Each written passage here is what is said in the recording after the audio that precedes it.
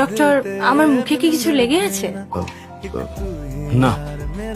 আচ্ছা, রিসেন্ট যে ওই প্রেগনেন্ট মহিলার পরিবারের সাথে ঝামেলাটা হলো, আপনার কি মনে হয় আমি ঠিক করিনি? দেখুন, পেশেন্টের বাড়ির লোকের কষ্টটা আমি বুঝতে পারছি, কিন্তু আমাদের দেশে ভ্রূণের লিঙ্গ নির্ধারণ করাটা একটা কঠিন শাস্তিযোগ্য অপরাধ, আর লিঙ্গ বৈষম্যতাকে বাধা দেওয়ার জন্যই এই নিয়ম। বেশ, এটা মনে আছে। মেডিকেল এথিক্স তোমার কাজের দক্ষতার থেকেও বড়। সরি, এটা আমাকে ধরতে হবে। এই জ্যাকসন, ভালোভাবে বলো। মামা, তুমি কিরকম বর বলো তো? শুধু বিয়ে করা বউকে ফেলে তুমি একা বিদেশে চলে গেলে। ওকে তুমি 1 বছর অপেক্ষা করিয়েছো। ক্যাথলিন, আমি সত্যি তখন একটা এমার্জেন্সির কারণে বিদেশে। আমি অত বুঝি না। তুমি আজকেই আমার মামিকে বাড়ি আনবে, তাহলে আমি কিন্তু তোমাকে মামা বলে পরিচয় দেবো না। আচ্ছা বাবা, ঠিক আছে, আমি আজই ওকে ফিরিয়ে আনি। ঠিক আছে? দারুণ। আমি তোমাকে মামির ফোন নাম্বার পাঠাচ্ছি। তুমি আজকে ঝামেলা মিটিয়ে নাও। চিন্তা করো না, আজই সব ঠিক হয়ে যাবে। এরপর আমরা একসাথেই থাকবো। ডক্টর, হ্যাঁ। একটা মেয়ের সাথে দেখা করার সময় তাকে কি গিফট দেওয়া যায়? এটা আপনি বরং কোন ইয়াং মেয়েকে জিজ্ঞাসা করুন। অলিভিয়া, স্যারকে হেল্প করো গিফটের জন্য। আপনি কোন মেয়েকে এই গিফটটা দিতে চান? আমার ওয়াইফকে। আমি তো বিশ্বাসই করতে পারছি না, এত অল্প বয়সে উনি বিয়ে করে ফেলেছেন। আচ্ছা, মিসেস উইলিয়ামস কেমন ধরনের মেয়ে হতে পারে?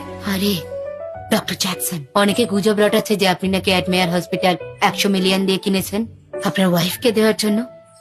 এটা কি তবে সত্যি? সত্যি এই হাসপাতালটা আমি আমার ওয়াইফের জন্যই কিনেছি। আমি 1 বছর বিদেশে ছিলাম, ও অনেক কিছু সহ্য করেছে। এটা ওগুলোর কাছে কিছুই নয়। ব্যাপারটা যেন আমাদের মধ্যেই থাকে। সত্যি ডক্টর ওনার ওয়াইফকে অনেক ভালোবাসেন। আচ্ছা, কাজের কথায় ফিরি। অলিভিয়া, আচ্ছা তাহলে কি ভাবলে তুমি গিফটের ব্যাপারে? আপনি আর আপনার ওয়াইফ অনেকদিন একসাথে ছিলেন না, আমার মনে হয় আপনার সঙ্গটাই ওনার কাছে একটা গিফট। আপনি চাইলে গিফট কিনতেই পারেন, রোমান্টিক ডেটে নিয়ে যেতে পারেন, তারপর দুজনে সিনেমা দেখতে পারেন। ভালো আইডিয়া। ডক্টর, হ্যাঁ। এখন থেকে অলিভিয়াই হলো সেই ইন্টার্ন যে আমার স্টুডেন্ট, এবং পার্সোনাল অ্যাসিস্ট্যান্ট। Personal assistant? যাও তাড়াতাড়ি সবাইকে জানাও। এর আগে তো স্যার কাউকে স্টুডেন্টই বানায়নি, তুমি প্রথম। Okay sir.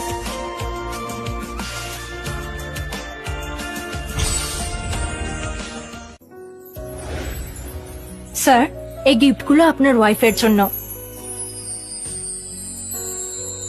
আমি আগে থেকেই ব্যবস্থা করে রেখেছি। আমি তাহলে ঠিক জনকেই বেছেছি। তুমি শুধু ডাক্তারিতে ভালো না, সাথে তুমি খুব বুদ্ধিমতী। একজন ভালো স্টুডেন্ট, একজন ভালো অ্যাসিস্ট্যান্ট। স্যার, এবার আপনি আমায় লজ্জায় ফেলছেন, এটা তো আমার ডিউটি। যাই হোক, আমি খুব আগ্রহী যে তিনি এই গিফটগুলো দেখে কি বলবেন। তাহলে তাকে একবার কল করা যাক। স্যার, আমার শিফট শেষ, আমি আসছি।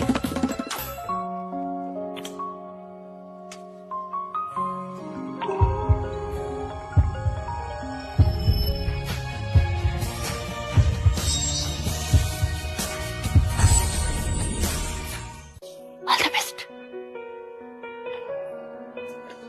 হ্যাঁ, এই তো এখনই আসছি।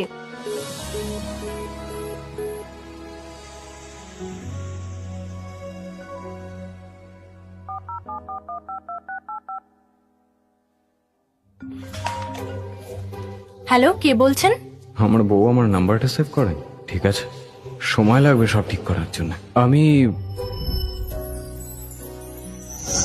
জ্যাকসন। জ্যাকসন? মনে পড়ছে না? আমি তোমার। তুমি প্রেগনেন্ট, এত ছোটাছুটি করো না।